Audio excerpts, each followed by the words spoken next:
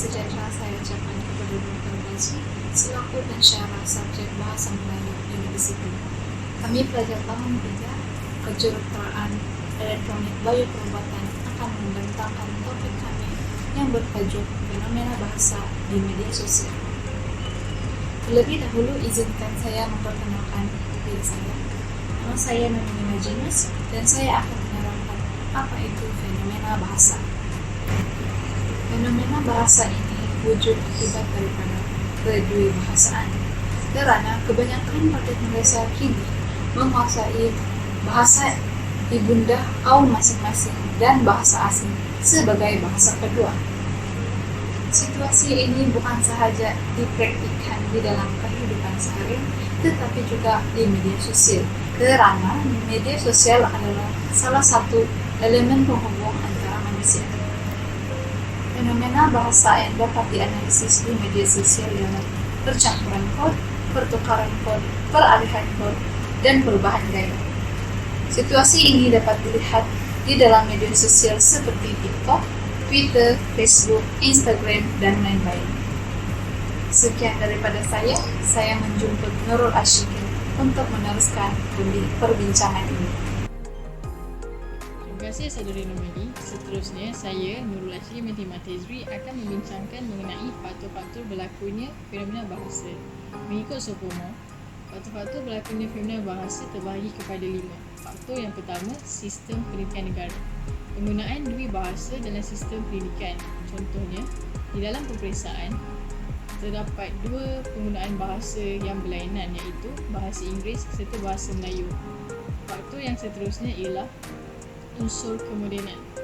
Penutur akan mencampur adukkan 2 bahasa semasa mereka bertutur. Faktor ini sering dikaitkan dengan tahap status sosial seseorang dan tahap pendidikan mereka. Faktor seterusnya ialah faktor ekonomi.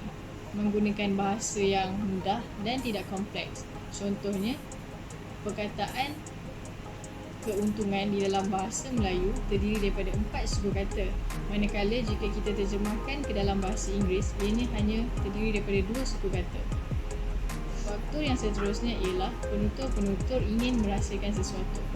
Penutur-penutur akan beralih ke ataupun mengubah bahasa mereka kepada bahasa yang kurang difahami oleh orang sekeliling agar dapat mengekalkan komunikasi antara mereka.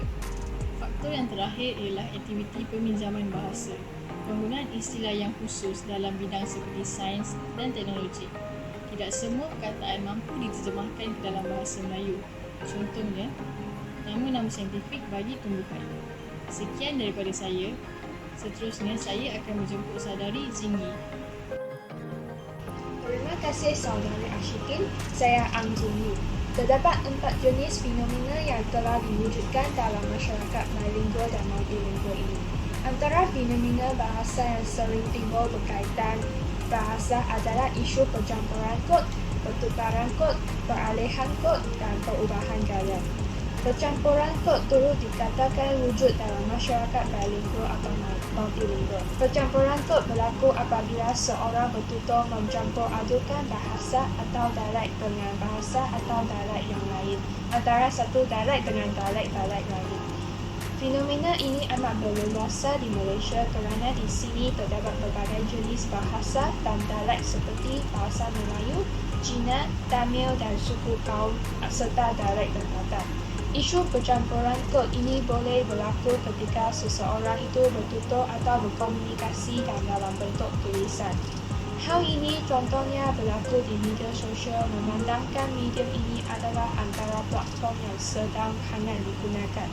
Marilah kita saksikan contoh video YouTube.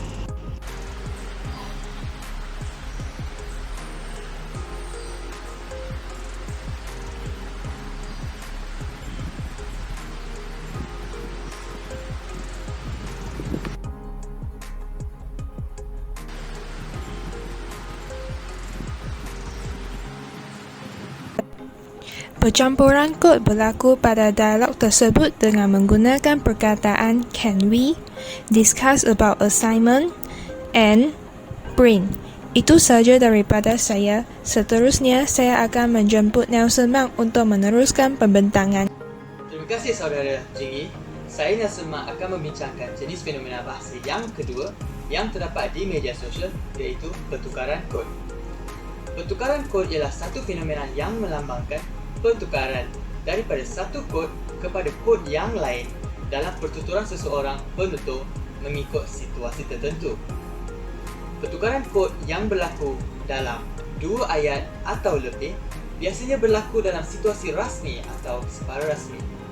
Misalnya, dalam perbincangan seperti mesyuarat rasmi, seminar dan konferens.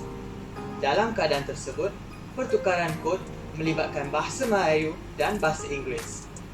Dalam dasar bahasa rasmi, hanya bahasa Melayu yang dibenarkan untuk digunakan dalam mesyuarat dan majlis anjuran kerajaan dan badan-badan separa kerajaan. Namun begitu, apabila majlis tersebut dihadiri oleh hadirin antarabangsa, bahasa Inggeris dibenarkan untuk digunakan sebagai bahasa kedua. Sekarang, mari kita saksikan contoh video TikTok yang terdapat di media sosial di mana pertukaran kod berlaku. Selamat datang ke McDonald, nak order benda. Hi, hello there. Can I have a McFlurry please? Apa ni? Masalah mana muka Melayu kecil pasal aku ni? Sorry, so just know what you want to order? Yeah, a McFlurry please, thank you. Oh, McFlurry. Oh, McFlurry don't have because the machine broken. Perubahannya yang berlaku dalam contoh video TikTok ini adalah daripada kod A kepada kod B. Itu sahaja daripada saya, seterusnya saya serahkan kepada saudari Kantini. Salam sejahtera semua. Saya Kantini akan menerangkan fenomena bahasa ketiga iaitu peralihan kod yang terdapat dalam media sosial. Peralihan kod, satu proses di mana 2 atau lebih bahasa digunakan oleh penutur dalam pertuturan mereka yang biasanya dalam bahasa dasar, base atau bahasa metrik. Peralihan kod juga merupakan penggunaan lebih daripada satu bahasa dalam satu perbualan. Pengguna yang suka bertutur lebih daripada satu bahasa lebih cenderung untuk menggunakan pelbagai bahasa semasa berkomunikasi. Keadaan peralihan kod ini juga wujud apabila seorang penutur menukar bahasanya daripada satu bahasa yang ke lain dalam situasi atau suasana yang sama merupakan peralihan kod. Marilah kita menyaksikan contoh video yang diambil daripada TikTok. InsyaAllah, suatu hari nanti akan aku pinang kau dengan bismillah. Daripada paparan video tadi, kita dapat lihat peralihan kod telah berlaku di mana lebih daripada satu bahasa telah digunakan dalam satu suasana yang sama. Istilah agama telah digunakan dalam situasi tersebut iaitu dengan perkataan insyaAllah dan juga bismillah. Peralihan kod berlaku dalam ayat tersebut dengan penggunaan bahasa Melayu dan juga bahasa agama. Terima kasih saudari Kantini. Saya Nurul Zulaika akan membincangkan tajuk fenomena bahasa yang keempat iaitu perubahan gaya. Perubahan gaya berlaku apabila seorang penutur menukar gaya bahasa untuk menyesuaikan tajuk perbualan dengan situasi perbualan ketika perbualan itu berlangsung. Penutur akan menukar gaya bahasanya dari formal ke tidak formal atau sebaliknya mengikut keadaan yang tertentu. Atau dengan kata yang lebih tepat, keadaan yang wujud apabila seorang penutur bahasa menukar gaya bahasanya untuk menyesuaikan tajuk perbualan dengan suasana yang wujud pada ketika itu. Mari kita saksikan video TikTok yang akan dipaparkan untuk menunjukkan perubahan gaya yang berlaku. Tolong masa pilih saya sekarang. Syedam. Awak pergi mana tadi? Saya baru balik dari...